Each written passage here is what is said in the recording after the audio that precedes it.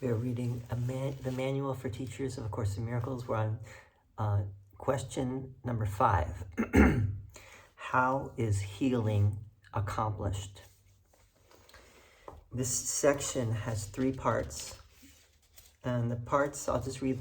Part 1 is the perceived purpose of sickness. Part 2 is the shift in perception. And part 3 is the function of the teacher of God. It's a little bit long. Here we go. Healing involves an understanding of what the illusion of sickness is for. Healing is impossible without this. 1. The perceived purpose of sickness. Healing is accomplished the instant the sufferer no longer sees any value in pain. Who would choose suffering unless he thought it brought him something and something of value to him? He must think it is a small price to pay for something of greater worth. For sickness is an election, a decision. It is the choice of weakness in the mistaken conviction that it is strength. When this occurs, real strength is seen as threat and health as danger. Sickness is a method conceived in madness for placing God's Son on his Father's throne. God is seen as outside, fierce and powerful, eager to keep all power for himself. Only by his death can he be conquered by his Son. And what in this insane conviction does healing stand for? It symbolizes the defeat of God's Son and the triumph of his Father over him. It represents the ultimate defiance in a direct form which the Son of God is forced to recognize. It stands for all that he would hide from himself to protect his, quote, life, unquote. If he is healed, he is responsible for his thoughts. And if he is responsible for his thoughts, he will be killed to prove to him how weak and pitiful he is. But if he chooses death himself, his weakness is his strength. Now he has given himself what God would give to him, and thus entirely usurped the throne of his Creator. Number 2, the shift in perception. Healing must occur in exact proportion to which the valuelessness of sickness is recognized. One need but say, quote, there is no gain at all to me in this, unquote, and he is healed. But to say this, one first must recognize certain facts. First, it is obvious that decisions are of the mind, not of the body. If sickness is but a faulty problem-solving approach, it is a decision. And if it is a decision, it is the mind and not the body that makes it. The resistance to recognizing this is enormous because the existence of the world as you perceive it depends on the body being the decision maker. Terms like, quote, instincts, unquote, reflexes, quote, reflexes, unquote, and the like represent attempts to endow the body with non-mental motivators. Actually, such terms merely state or describe the problem. They do not answer it. The acceptance of sickness as a decision of the mind for a purpose for which it would use the body is the basis of healing. And this is so for healing in all forms. A patient decides that this is so and he recovers. If he decides against recovery, he will not be healed. Who is the physician? Only the mind of the patient himself. The outcome is what he decides that it is. Special agents seem to be ministering to him, yet they but give form to his own choice. He chooses them in order to bring tangible form to his desires. And it is this they do and nothing else. They are not actually needed at all. The patient could merely rise up without their aid and say, quote, I have no use for this, unquote. There is no form of sickness that would not be cured at once. What is the single requisite for this shift in perception? It is simply this, the recognition that sickness is of the mind and has nothing to do with the body. What does this recognition, quote, cost, unquote? It costs the whole world you see, for the world will never again appear to rule the mind. For with this recognition is responsibility placed where it belongs, not with the world, but on him who looks on the world and sees it as it is not. He looks on what he chooses to see, no more and no less. The world does nothing to him. He only thought it did. Nor does he do anything to the world because he was mistaken about what it is. Herein is the release from guilt and sickness both, for they are one. Yet to accept this release, the insignificance of the body must be an acceptable idea. With this idea is pain forever gone. But with this idea goes also all confusion about creation. Does not this follow of necessity? Place cause and effect in their true sequence in one respect, and the learning will generalize and transform the world. The transfer value of one true idea has no end or limit. The final outcome of this lesson is the remembrance of God. What do guilt and sickness, pain, disaster, and all suffering mean now? Having no purpose, they are gone. And with them also go all the effects they seem to create. Cause and effect but replicate creation. Seen in their proper perspective, without distortion, without fear, they reestablish heaven. Section 3. The function of the teacher of God. If the patient must change his mind in order to be healed, what does the teacher of God do? Can he change the patient's mind for him? Certainly not. For those already willing to change their minds, he has no function except to rejoice with them, for they have become teachers of God with him. He has, however, a more specific function for those who do not understand what healing is. These patients do not realize they have chosen sickness. On the contrary, they believe that sickness has chosen them. Nor are they open-minded on this point. The body tells them what to do and they obey. They have no idea how insane this concept is. If they even suspected it, they would be healed. Yet they suspect nothing. To them, the separation is quite real. To them, God's teachers come to represent another choice which they had forgotten. The simple presence of a teacher of God is a reminder. His thoughts ask for the right to question what the patient has accepted as true. As God's messengers, his teachers are the symbols of salvation. They ask the patient for forgiveness for God's Son in his own name. They stand for the alternative. With God's word in their minds, they come in benediction, not to heal the sick, but to remind them of the remedy God has already given them. It is not their hands that heal. It is not their voice that speaks the word of God. They merely give what has been given them. Very gently they call to their brothers to turn away from death.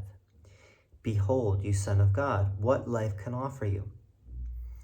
Would you choose sickness in place of this? Not once do the advanced teachers of God consider the forms of sickness in which their brother believes.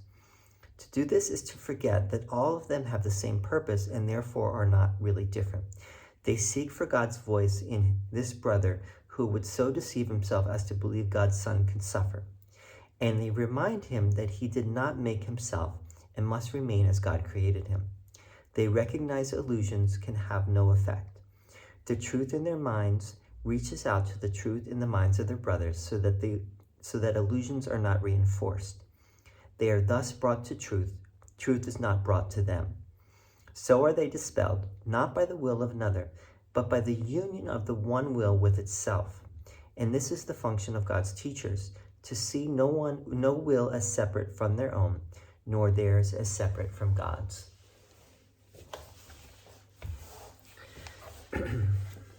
This is all truly amazing.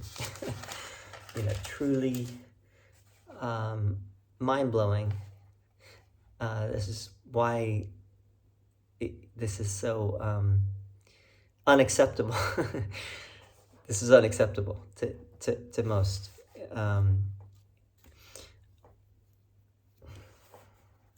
There's a lot we could say here.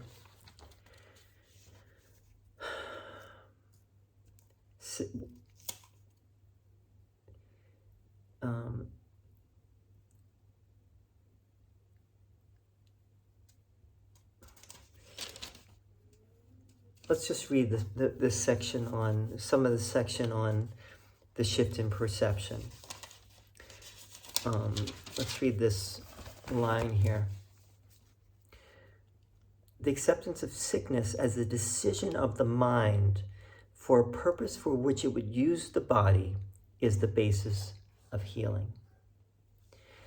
Let's read it again. The acceptance of sickness as a decision of the mind for a purpose for which it would use the body is the basis of healing.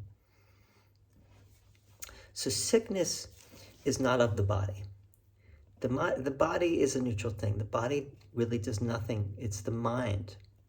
That's why this is so difficult, because we tend to think that the body is doing it, right?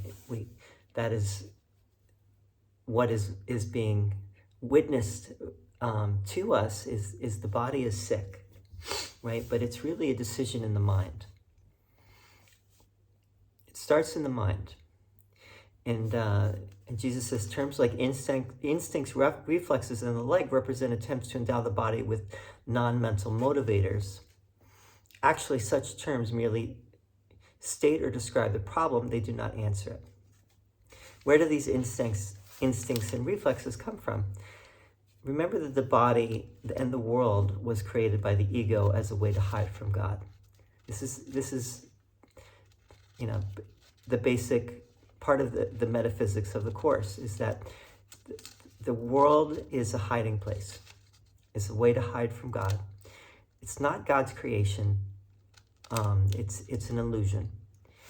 And once you are open to that idea, which is a very big idea, not easy to accept that. But once you start to be open to that, then you start to be open to the idea that everything really starts in the mind, and the body is just an effect, right? The mind is the cause. I love this part where he says,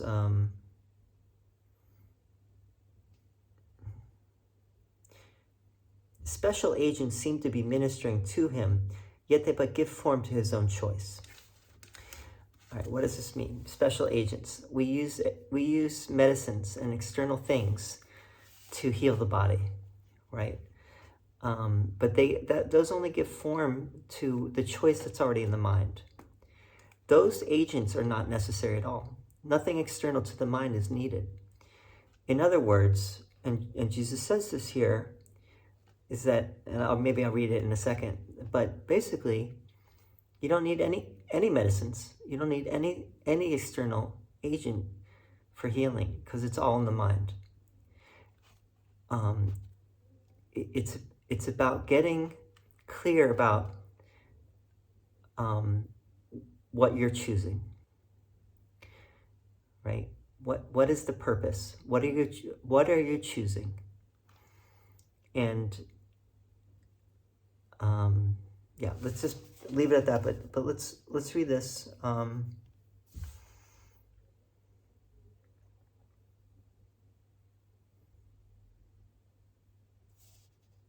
The patient can merely rise up without their aid and say, I have no use for this. There is no form of sickness that would not be cured at once. This is also a very powerful statement. It seems, it's a very radical statement.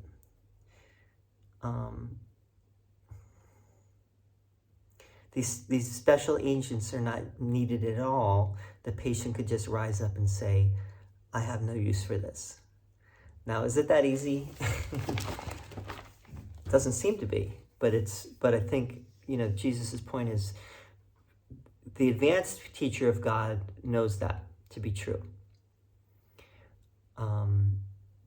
But when you're not yet at that point, it's not quite true yet for you. You may even still need certain of these ministering agents. You might need medicines. You might need some kind of physical, external tool or modality to help you in your healing process. But ultimately, everything is in the mind, right? And the body really is a wholly neutral thing, as the workbook lesson says. The body is just what the mind makes of it. And so the third section, the teacher of God cannot change anyone's mind, right? The teacher of God cannot make someone or force someone or change someone's mind for them. They have to do that themselves. But what the teacher of God can do is present another choice that, and they don't have to use words even, it's just their presence that will remind the patient that there is another choice, there is an alternative. And the alternative here, the word alternative, is with a capital A, right? They stand for the alternative. With God's word in their minds, they come in benediction, not to heal the sick, but to remind them of the remedy God has already given them. This is a radical departure from the Gospels. Let's not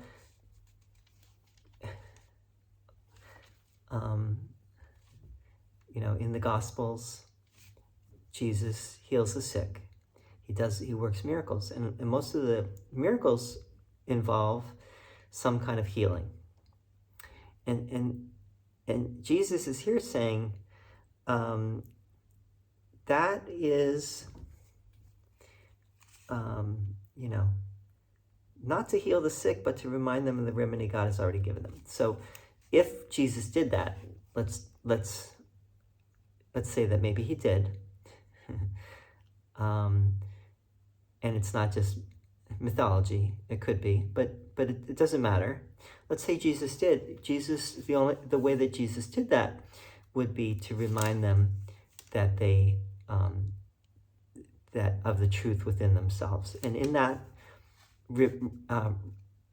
remembrance, that was their minds joined together, and the healing happened. So let's read this.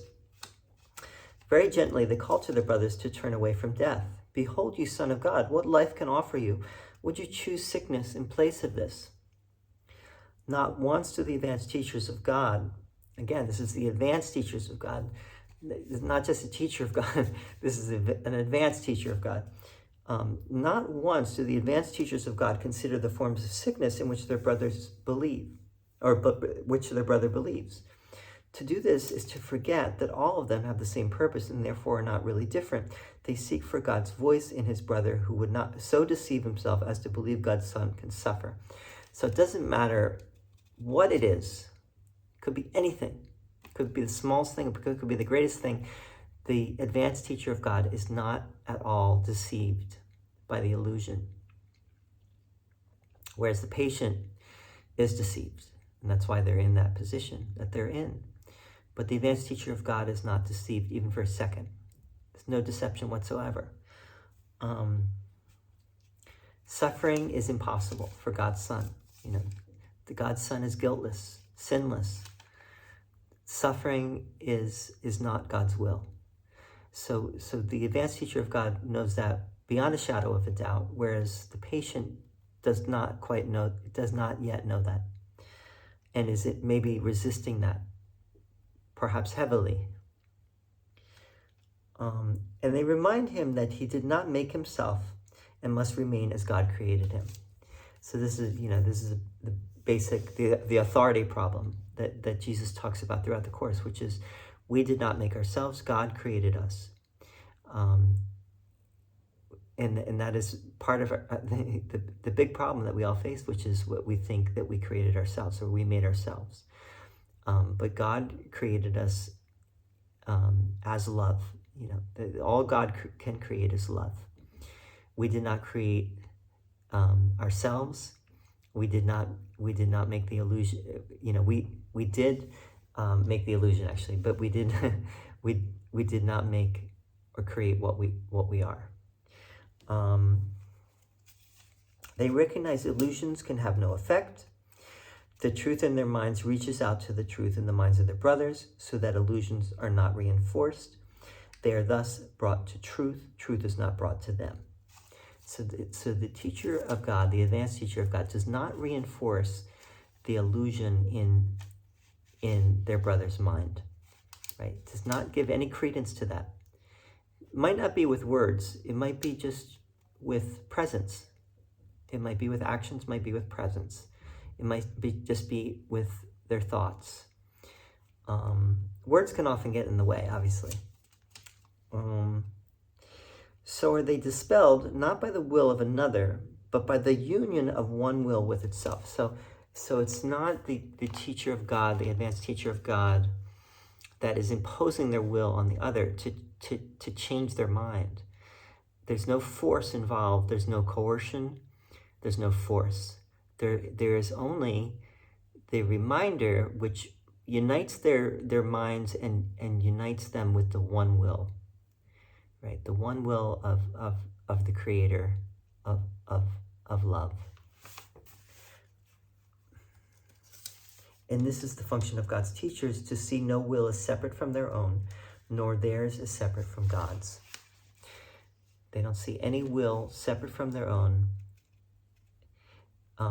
nor theirs as separate from God's. There's only one will. And that will is joy.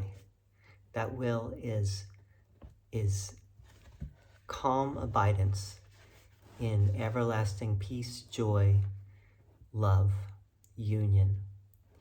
That is the only will there is. It's the only game in town, the only will in town. Everything else is a lie.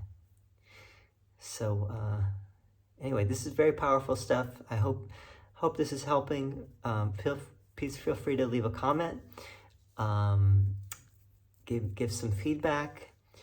I'm starting to post Patreon, and I live by faith. I'm not worried about somehow our small little family unit somehow we're making it, and so I'm not that concerned. I do feel like I need to do my part in putting out there that what we do does take time and energy, and we're providing a service that we think is helpful. So we are open to contributions for anyone who feels inspired to do so. And so we're putting the Patreon page, and I'm also putting a book that I put up on Amazon called Simply a Course in Miracles, which is a very nice intro to the course. It's very easy, and it's also good for people that have been doing the course for a while too. So thank you so much. See you soon. Om.